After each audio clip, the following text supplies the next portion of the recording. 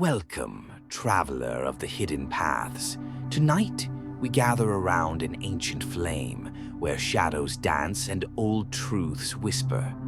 What you're about to hear isn't just news, it's part of a struggle as old as the first prayer ever uttered.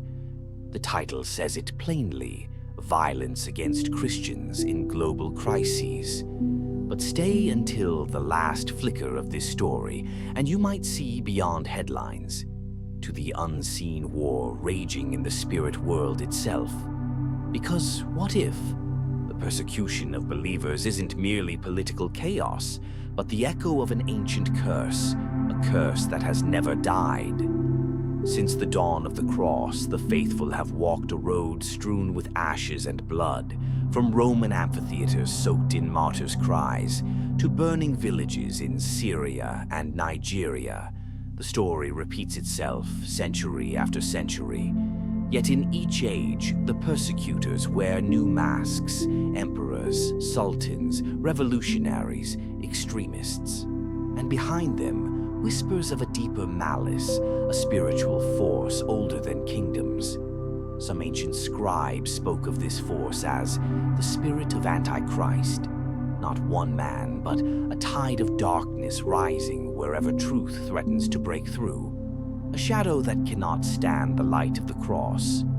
In today's crises, this darkness finds new weapons: propaganda, digital surveillance, mobs driven by fear, governments turning a blind eye, churches bombed before dawn, believers vanished without trial, Bibles burned in secret corners of the earth. Yet the pattern matches the old script: sow chaos, silence voices, and scatter the flock.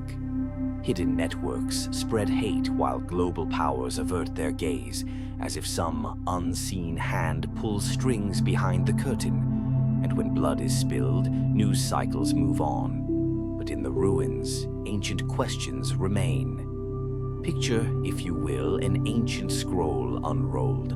On its cracked parchment, the same prophecy written in fading ink. Believers would be hunted for his name. Across centuries, the ink stays the same, only the paper changes. Crusades, inquisitions, pogroms, terrorism. The stage is ever-changing, but the script echoes with chilling familiarity. Imagine torches flickering in a desert monastery as monks copy warnings into codices, or catacombs where whispered prayers compete with the rumble of soldiers above. Even now, in silent refugee camps, candles flicker beside handwritten psalms, faith alive in the ashes. Some say this is only coincidence, a tragic part of human nature, but ancient theologians warned of something darker: a spiritual conspiracy against the testimony of the cross itself.